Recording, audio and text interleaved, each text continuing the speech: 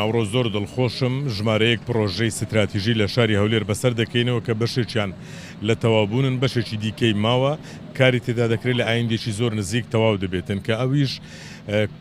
بە گشتی 31 ملیار و 311 ملیۆن دینارە لەو پرۆژانە یەکێکیان دروستکردنی شەقامێکی دووساییدە لە ناحیەی ڕزگاری کە لە تەواوبووندایە نۆژەنکردنەوەی بەشێکی دیکەی ڕێگای هەولێر خەباتە واروە دروستکردنی پارکی ڕەشکینە لەگەڵ یەکتر بڕی 120 دروستکردنی پارکێک و سەوزکردنی ئێساش ئێرە ڕێگای گەزنەیە کە بە ڕێگای هەولێر دووهۆک دەناسرێت کە ئەو ڕێگایە ئەو مەسافەی زۆر گرفت و لەمپەری لە بۆ هاوڵاتیان دروست دەکرد دوای ئەوە